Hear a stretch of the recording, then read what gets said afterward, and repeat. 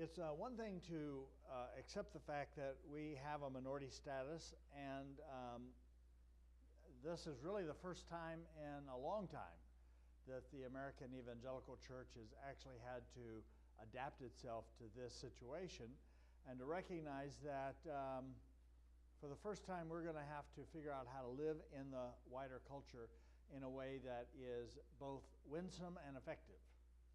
And a lot of the ways that we have been doing this in the past cannot be assumed to be effective in the future because the context has changed. And the cultural context actually matters.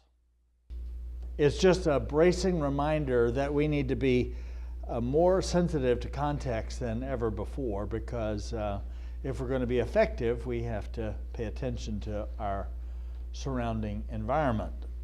So it's not enough to acknowledge that we're exiles in American Babylon. It's how do we actually engage Babylon as exiles without being jerks? And that's the topic I'd like to address a little bit tonight.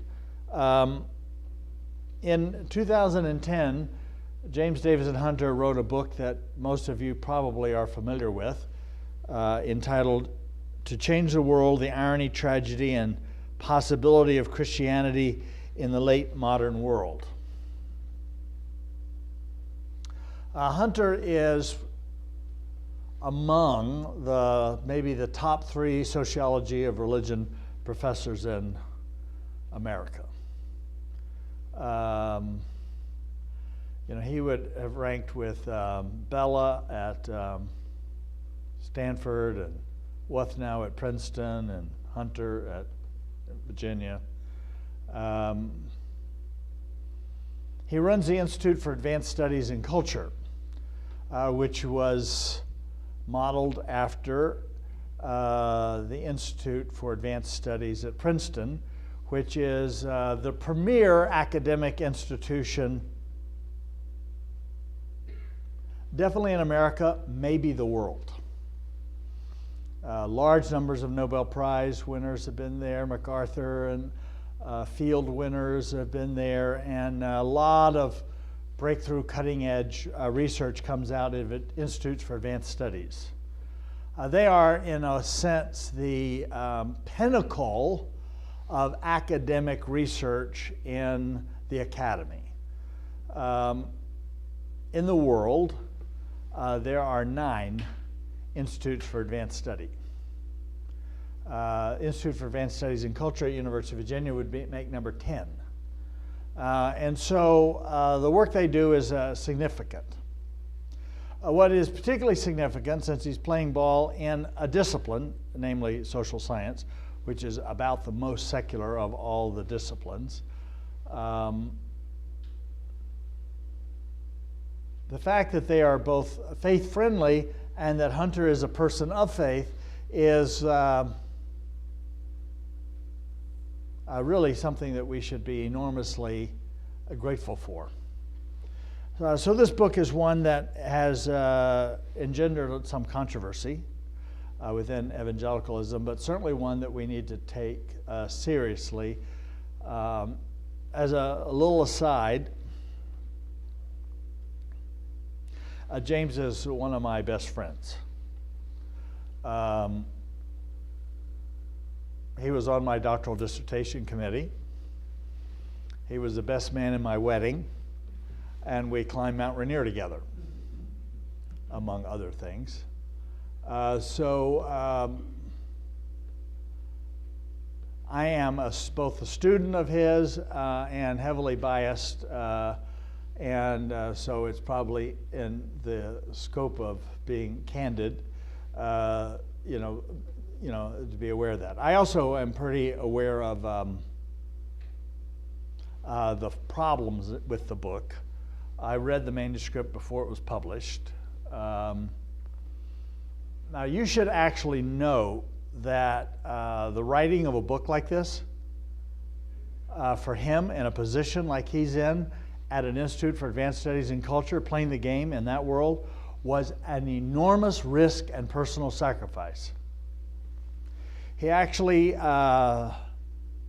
considered for a long time writing it under pseudonym because he knew that there would be a lot of professional risks to doing this. And then he actually had a vision, and God said, I don't think so. And so he put his name on it. So it's a gutsy move on his part, and not like any other book that he's ever written, which he's always kept faith, his own devotional commitment to faith, a little bit at arm's length, as academics want to do. Now, in this book, James makes some very strong statements. And one of them is that every strategy and tactic for changing the world that is currently based on the standard theory of cultural change will fail. Not some, but all. So basically, he's saying all the ways that we have talked about and thought about changing culture are wrong-headed. And he makes the argument they're wrong-headed for sociological reasons. That is, we don't actually understand how culture works sociologically. And they're also wrong-headed for theological reasons. And he makes both of those points, in the book. So my interest is not merely academic. I tell people I'm a recovering academic. My academic friends don't particularly like that. But my interest is actually, how do we make the world a better place? How do we actually make a difference, not just talk about it? And in the academy, there's a lot of talking about it, and that is James's calling. It is not mine. And so I'm more interested in learning what we can do so that we can actually be more effective in our places of work or in whatever sphere of influence you have that God's given you or will give you. How can we actually be effective in this particular moment of history in which we find ourselves as exiles? Now, we always think first in pictures. And so when we think about cultural engagement, generally speaking, there's a picture that will come to your mind. And Hunter unpacks several of those common pictures, and then he offers what he thinks is a corrective to those pictures. So let's look at these four models of cultural engagement and talk more specifically about what he thinks is a corrective. The first one he talks about is the picture is of the settlers on the prairie circling their wagons, and the American Indians are running around them and attacking them. So it's basically a picture of a defensive against, thinking of yourself as under attack by forces outside of yourself, and you are trying to deal with this as a beleaguered minority. The people who tend to take this position would generally say that the problem is a secular culture around us. And so the problem is defined as secularity. If you heard Jamie Smith today, the problem is secularity too. And so most of the ways we try to address this is by using arguments or apologetics to try to beat back the forces of new atheism or whatever is the attacking force that is causing the particular problem. Now,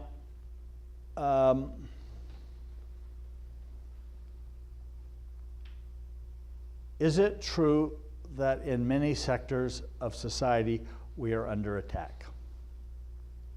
Yes. So let's accept that as a premise. In other words, in each of these pictures, there's not only biblical warrant for it, but there's some truth in it. But the problem is, as an operating lens by which to see cultural engagement, it has significant problems. Does that make sense? So it's not to deny, like a cloud in the sky, that somehow there aren't people, that there isn't a spiritual warfare, or there isn't people who are fundamentally aligned against us. I've tried to make that point last night. There is certainly truth in that. Generally, people pick certain elites, either it's the media or entertainment or the academy, that are causing the attacks that are the biggest problem.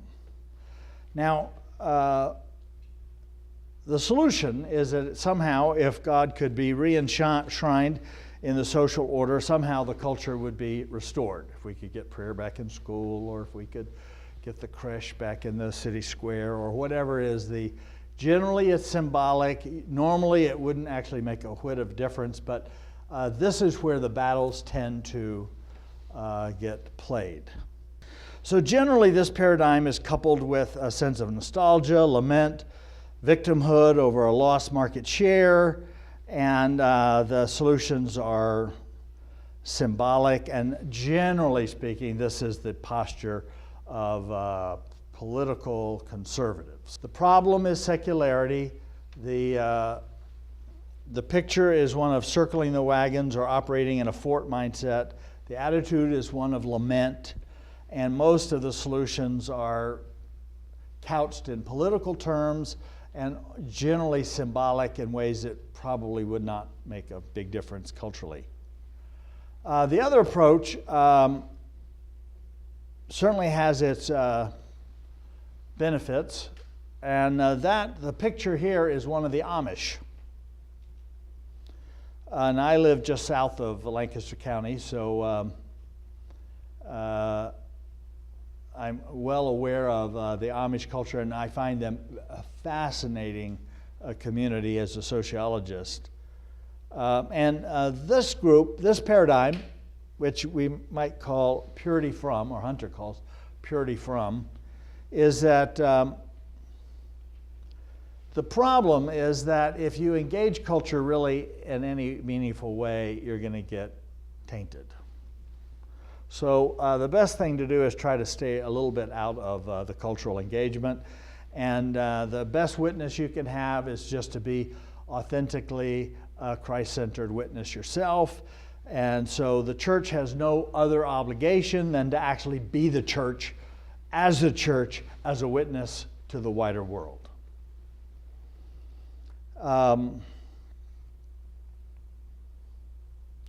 So here the main problem is not, the focus of the attention is not outward. The problem is not them out there. So it is much less judgmental. The problem is in here. If there's judgment to be had, it's going to be judgment on the church as failing to be the church. Now, at one level, this sounds very spiritual.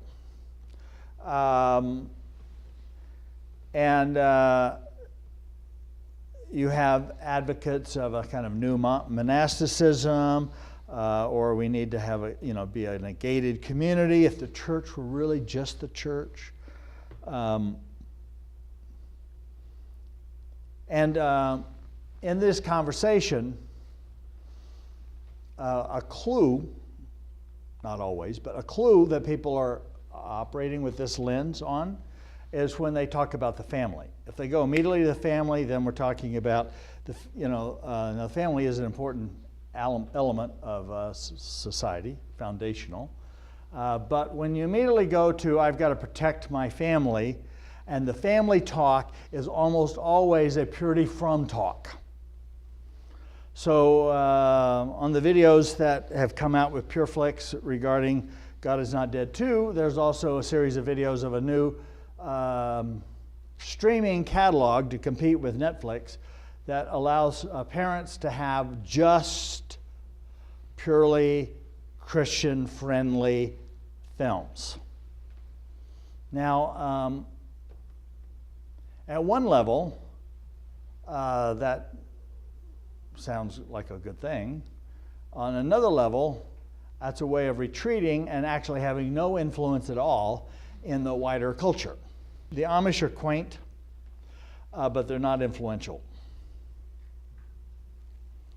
And if your calling is to be quaint, then have at it. But that is actually not the call of the gospel, is to actually have a role of bringing Christ's redemptive love into all society, caring for all of creation. We have a creation-wide mandate and creation-wide gospel that must touch not only every man in Christ extensively, but the whole of every man and woman for Christ intensively, not all simply every nation for Christ, but the whole of every nation, meaning its cultural context, which basically means it's the stories it tells about what is a good life and the way it shapes its taken for granted habits and the liturgies of life that shape society. So,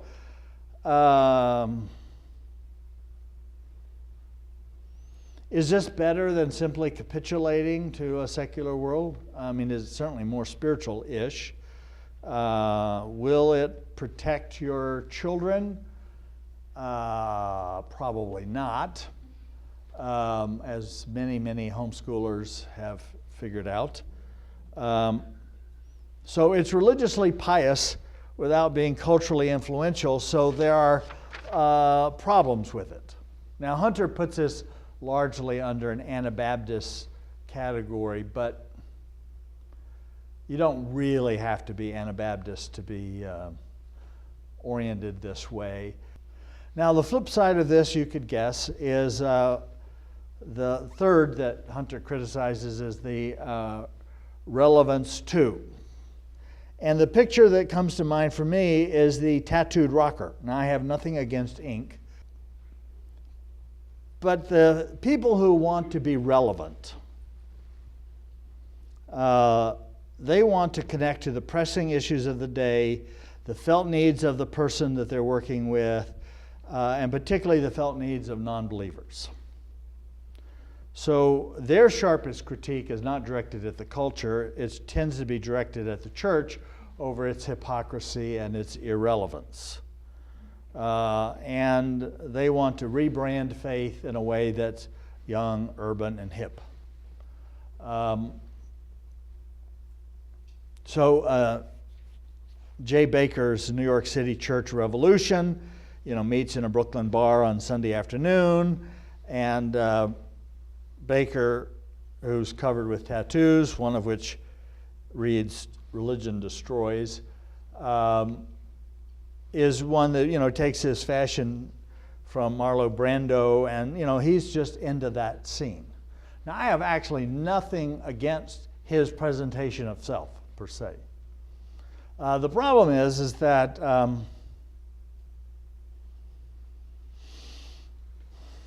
that is actually a failed strategy to making a difference in culture if we're interested in following Christ. But their motivation is accommodation rather than maintaining at some point a tension with the gospel. And the challenge that Jesus would call us into is how do we maintain a tension with the gospel? So if you're in this cultural context and non-believers and believers are both criticizing you, you're probably about right. Because, and I often say to people, listen to the conversation. And if in the conversation the point is to reduce tension, rather than increase tension with the culture, then I tend to be suspicious. I think we need maximum tension, maximally in the world and not of the world. Maximally empathetic, maximally orthodox. So, is that easy? No. Can it be done apart from Christ? Not really. Are we going to make mistakes in trying to do that? Yes, lots of times. Will we tend to fall off the horse one side or the other? Sure. But it's helpful to have that as a mindset. So, is there biblical warrant for all of these positions? Absolutely. Are we to be pure from the world? Absolutely. Are we to actually love our neighbors and be like Jesus, who hung out with people who were notorious for their sinful lives? Absolutely. Or do we actually be conscious of the fact that this is actually a spiritual warfare going around us, and that we are actually under attack, and that's what it actually feels like to be in exile? Yes. So is there spiritual warrant in all of these things? Yes. I think it's always helpful to remember that a half-truth is a whole lie with a marketing campaign.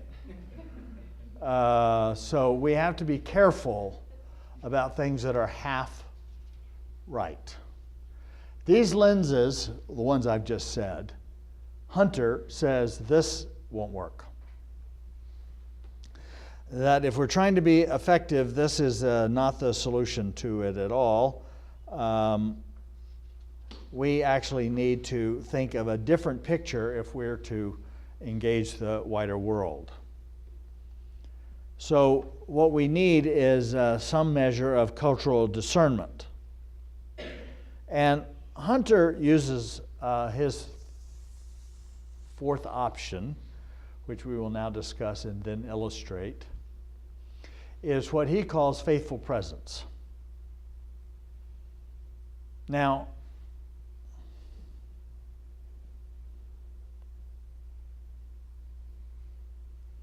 this is where the book begins to fall apart.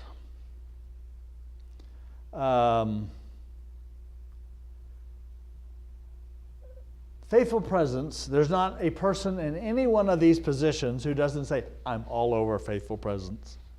So the word is actually co-opted by people who actually are functioning out of every one of these other paradigms. There was a recent book published by Gospel Coalition that was entitled Revisiting Faithful Presence to Change the World 5 Years Later.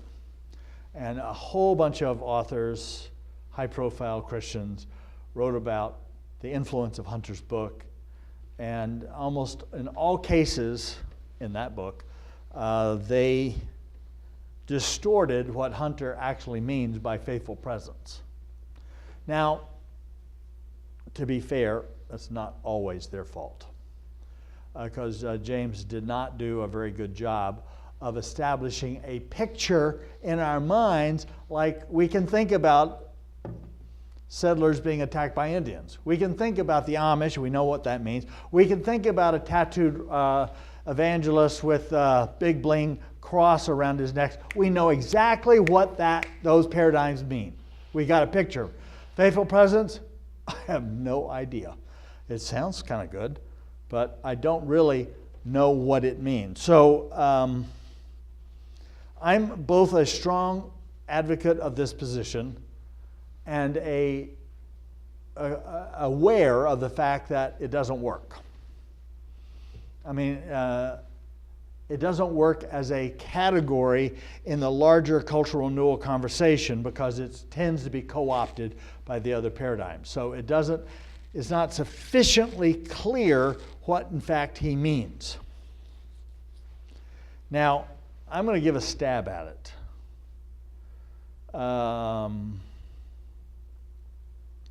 In all candor, my stab at this has not been given the Hunter imprimatur.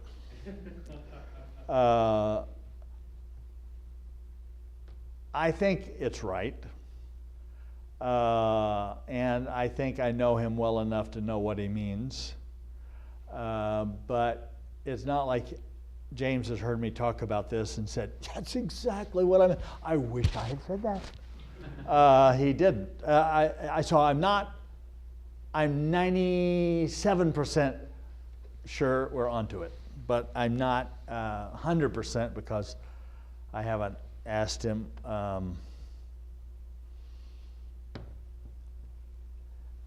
And I did write a review of this book by Gospel Coalition in which I made lots of people mad at me for my take on their take on Hunter. And it could have been that, my loyalty was coming to the surface and it skewed my objectivity. So that's also possible. So, but my picture for faithful presence is John Stockton. Now, apologies to the women in the room because it's a very male analogy. It's also appropriate. Who was John Stockton? Anybody here know?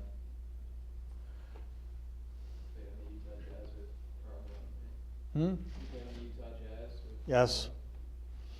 Yes, he was he's a retired NBA player for the Utah Jazz.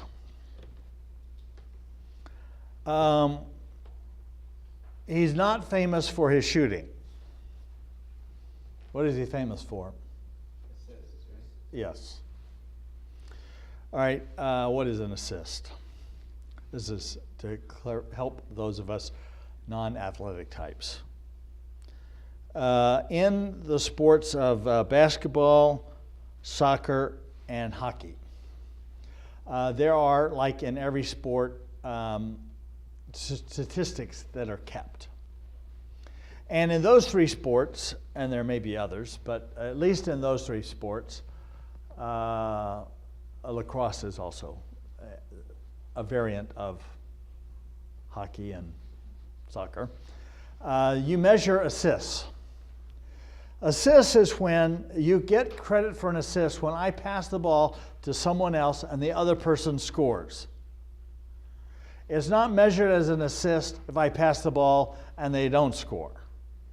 It's an assist is when I put you in a position to succeed. And Stockton is the all-time NBA assist leader. Maybe almost by twice. The second person has got half of what he has, 15,806 assists. So he has the largest number of assists in NBA history. And so at the end of a season, on every team and in the NBA, they point out who is the leading person who helped other people score. And that person is known as the assist leader. John Stockton is the all-time in NBA history assist leader, and probably will be for some time. So I think faithful presence means leading the league in assists, being known for selfless play that positions others for success. Now, this little analogy is still not totally clear to you, so I'm going to unpack it just a little bit more. But if you had a poster on your wall of John Stockton and a Utah Jazz, that would be a way of reminding you what is the picture that we're supposed to have in terms of how we go about being an exile that's effective in a larger culture that is not particularly happy with us. So what made Stockton such an effective assist leader? There are three reasons. First is when he brought the ball down the court, he was able to see the big picture. He kept the big picture in view, and he did not think simply in terms of his own job or his own success. He was looking, or how he was going to look good in front of his supervisors. He was looking out for all the opportunities in the larger context. So he kept a big picture view. Now, for you who's working in a little cubicle, it's easy not to actually think about the entire company. I have my boss, I have my direct reports, I have my team, but the question is, how do you keep a big picture view so that, in fact, you've got the entire company, or whatever is your scope of influence, in your view? So he was always looking for opportunities to assist others across the entire court. Now, one of the ways you can assist people in your own company is simply to ask either your direct report or the president of your company, what are the three biggest obstacles that you're wrestling with and keep you up at night? And he or she will tell you what those are, and then you can begin mulling on how you could actually assist things that are big problems for him or her.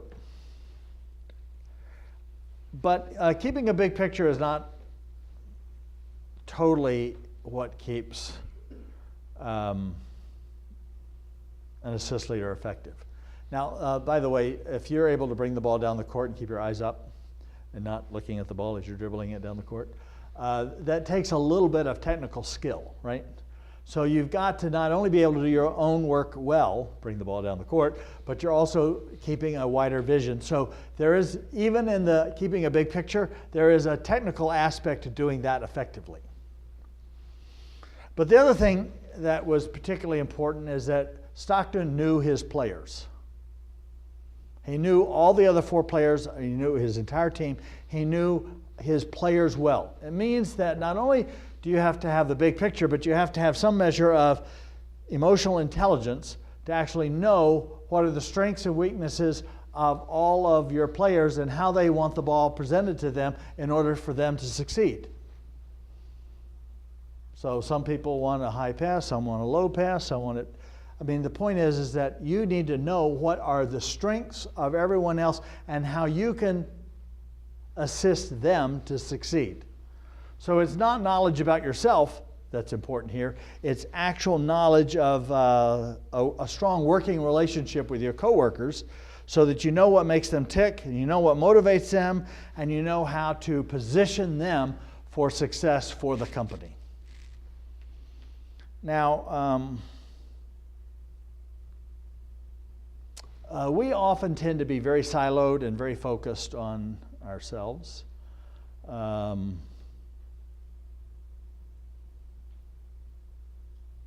And we're often in companies that pit people against each other, a mercenary kind of culture.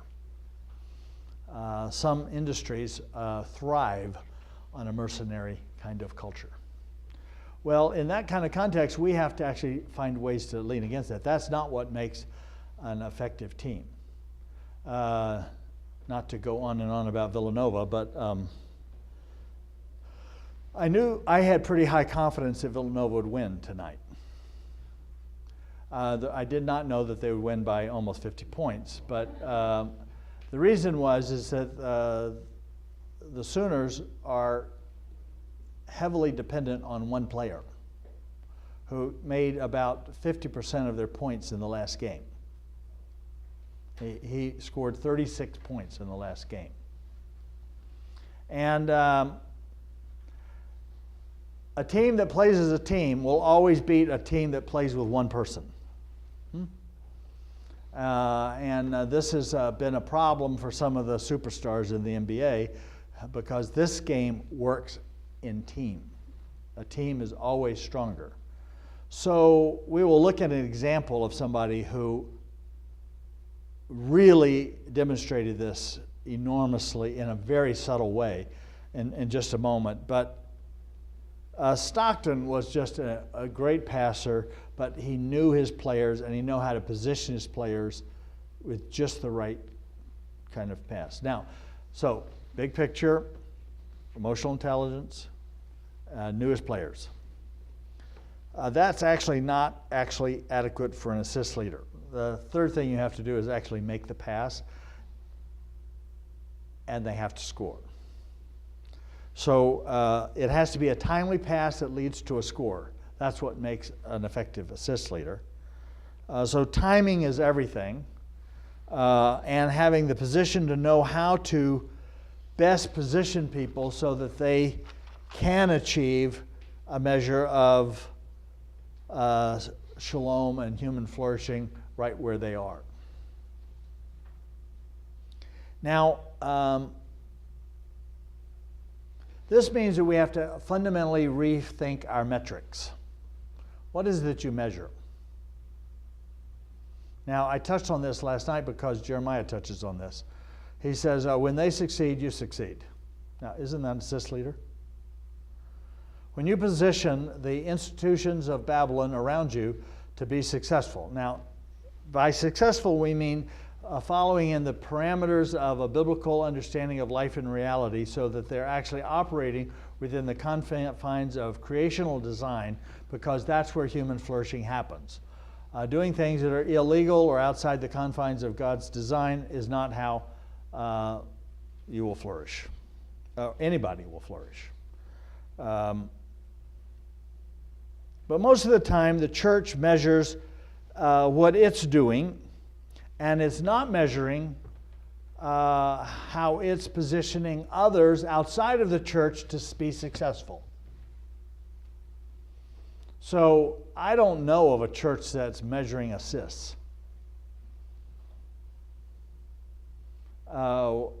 Because we're very interested in look at all the activity we did. Look at all the people who are coming to us. But that's not what we're supposed to be measuring. We're supposed to be measuring how we are positioning other people to succeed in a way that promotes human flourishing and the common good. So most of our measures are backwards.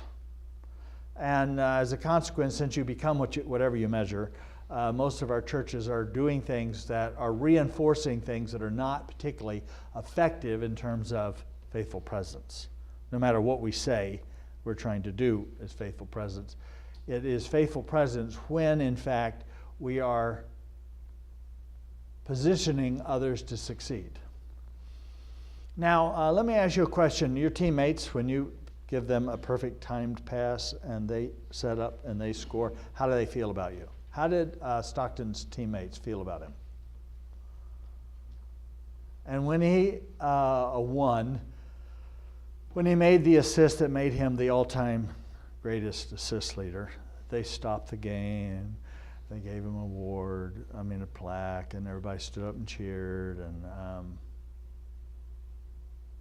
how do the teammates feel about an assist leader? Right?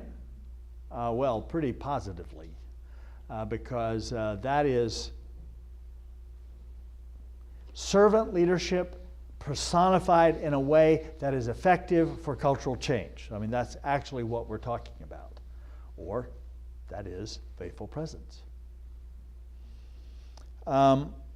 So an effective assist leader requires a combination of technical competence, emotional intelligence, and relational humility. Hunter says, a theology of faithful presence calls Christians to enact the shalom of God in the circumstances in which God has placed them, to actively seek it on the behalf of others. So it's not a new program, but it is a new lens, a new paradigm through which we see all of our activities in culture.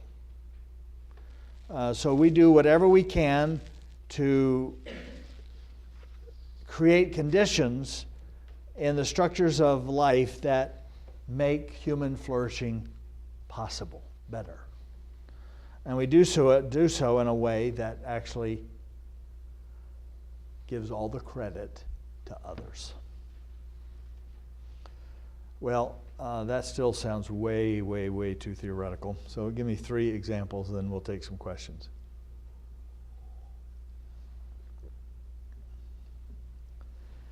Shane Battier, we're sort of staying with basketball here. He's also a retired NBA basketball player. He ended his career playing for the Miami Heat. I met Shane about a year ago. Battier was an anomaly. He was never the best player on the court. He's known, New York Times said, he's the no-stat all-star. He did nothing great. Not great shooting, not great rebound, not great assists, nothing. Nothing he did individually was great. The problem is that whenever he was on the court, they noticed everyone else played better.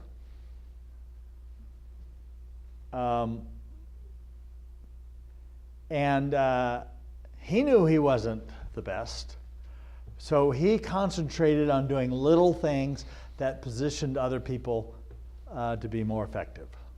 So he boxed out, he did lots of little subtle things such that he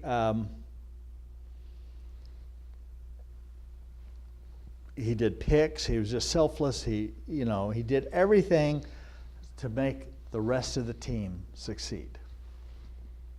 And he's the only player in NBA history to have played for 2 20-game winning streaks. Now, this is what the New York Times said of Battier. Battier's game is a weird combination of obvious weaknesses and nearly invisible strengths.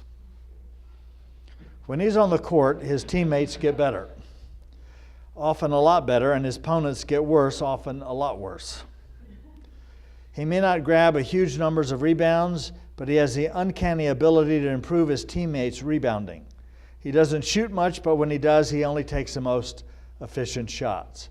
He also has the knack of getting the ball to his teammates who are in a position to do the same. He commits very few turnovers, and on defense, though he routinely guards the NBA's most prolific scorers, he significantly reduces their shooting percentage. Daryl Morley summarizes by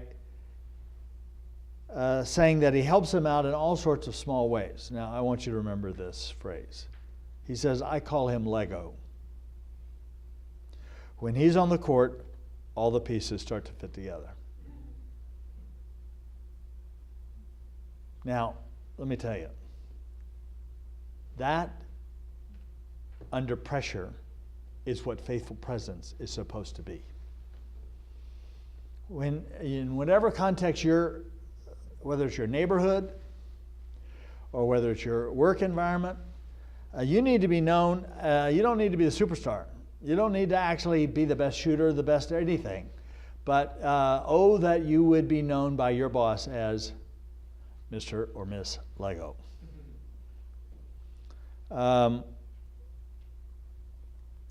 He's the average player who makes others above average. So what he demonstrated was self-sacrificing love on the court of basketball. And if you know him, you know that it just oozes out of him. I mean, this guy is just that kind of person. So what he did was a genuine reflection of his being, and he was in that setting exactly that person. But the fact that it's so unnoticed and invisible and that he was, like an average guy, it didn't call a lot of attention to himself. Although, I mean, he was playing with the Heat when they had the 3, superstars. He was Mr. Lego. All right, second illustration is of a fashion designer entrepreneur named Brunello Cucinelli. Now, one of my premises that in the secular world, shalom needs no argument. That human flourishing, when it's demonstrated well, people just kind of get it. And there isn't a lot of pushback against it. They're like, that seems right. That seems like what we're supposed to be doing. That's genuine beauty. That's genuine humanness. Now, most of you don't know who Brunello Cucinelli is because none of you have spent $850 on a sweater. And a dress is $1,200 to $2,000. So he is in the high-end fashion world. And I want to mention this because we have a tendency within the Christian circles to think that if we're going to be faithful to Christ, it's going to take us to Tom Shoes and Darfur. And he is at the other end of the spectrum. Yep. He is in high-end fashion and well respected. His clothes are sold on Madison Avenue and Rodeo Drive. Owning one of his sweaters is on my bucket list. He lives in a little town called Solomeo. It's a little hilltop village in a region of Italy called Umbria, north of Rome. And he makes high-end cashmere sweaters and luxury sportswear. This is also the place where he creates Shalom. Now, Rebecca Mead is a writer for The New Yorker, and she wrote a story about him in the New Yorker magazine called The Prince of Solomeo. You can download it. And he's grown this business from a one-man shop to now he employs 500 people and has an annual profit of $200 million. But it's not simply a story of what he's done in his business, it's what he's done in his village and with all of his employees that makes him stand out. I mean, I would love to meet this person. He is trying to restore the beauty and the culture of this village. And in his autobiography entitled A Humanistic Enterprise in the World of Industry, he writes that his business is founded on classics of ethics and theology. Now, he probably wouldn't pass a Christian Union staff theology test. So I'm not suggesting that we get our systematic theology from Brunello Cucinelli. But this guy is onto something big time in business.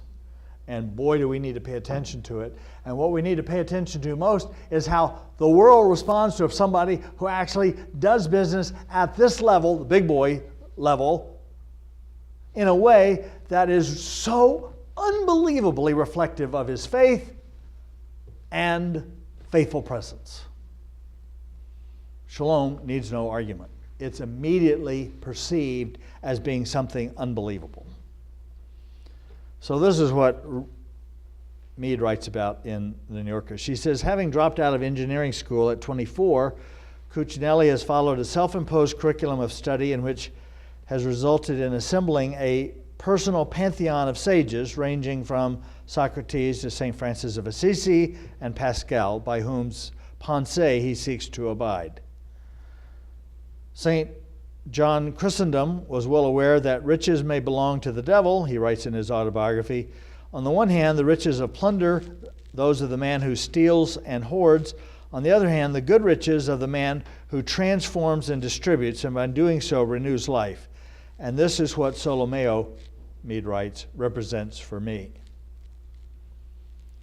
So Cucinelli told Mead, I'd like to make a profit using ethics, dignity, and morals.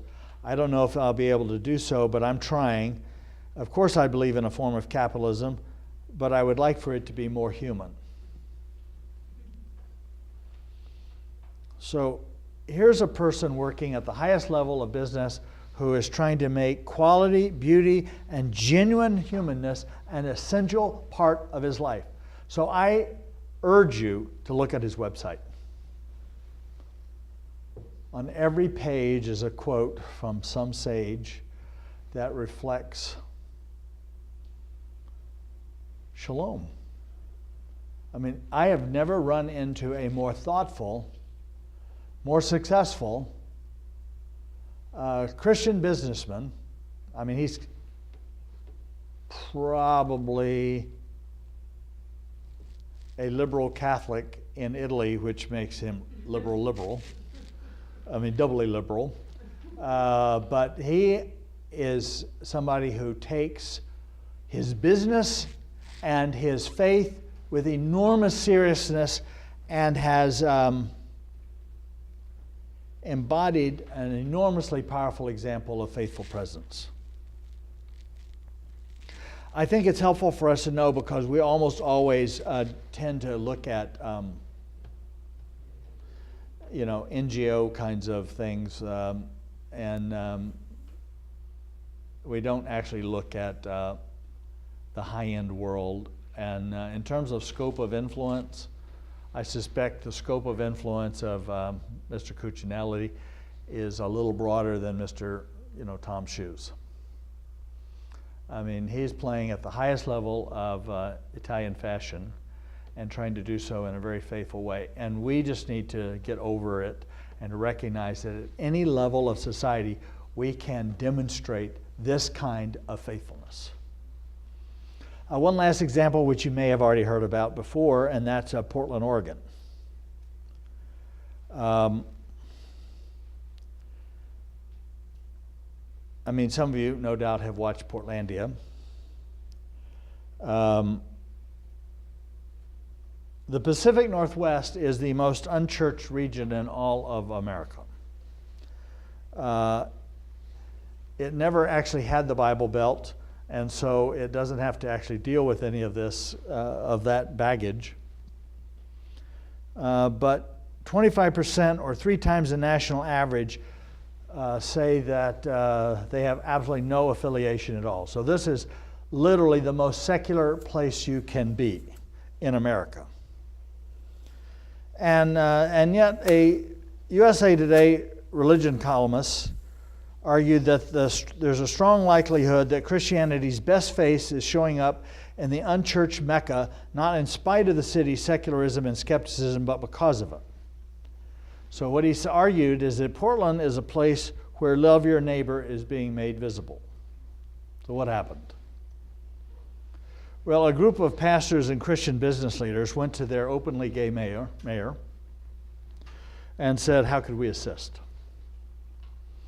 And he gave them a list of things. And so they organized a season of service. They raised $100,000 to try to curb the dropout rates in schools. Shortly after this endeavor, the mayor got into a major front page story sex scandal with his gay partner. So it wasn't, I mean, there are sex scandals, and then there, like the one that's going on in Alabama now with their governor, and then there are gay sex scandals that are on the cover of the paper of the mayor you're trying to help. This community kept their mouth shut and never, ever criticized the mayor. In his time of, was a very low time. The mayor later gathered this coalition of Christians and stood with them, and he thanked them, and he called Portland Jesus' favorite city. Now, what I'm arguing is that genuine shalom demonstrated with the right kind of attitude, with the right kind of assist, needs no argument. People get it. They're like, yeah, that's the way it's supposed to be. So they abandoned the typical cultural war rhetoric. They personalized their services to issues that mattered most to the community leaders. That is, they had emotional intelligence, and they knew how to make the pass in a way that helped the mayor succeed. And they did so in a manner that required sacrifice and potential public misunderstanding, namely, how in the world can you stand for this guy who's, done all these things that are so questionable and it's all over the newspaper, and how can you possibly be seen in public with this guy and not doing your little normal finger wagging, which they never did. I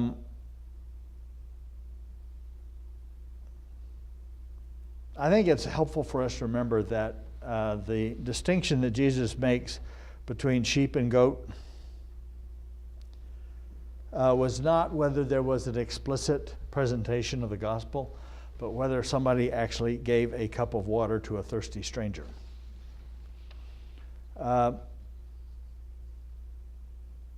So whether it's Shane Battier, or whether it's Brunello Cucinelli, or whether it's the Christians in Portland, led by Kevin Palau, this actually has caught on, and lots of other Christian communities are actually trying to model themselves out of what they've done in Portland, because it's a model that actually feels right, tastes right. I mean, it seems right, and it's effective.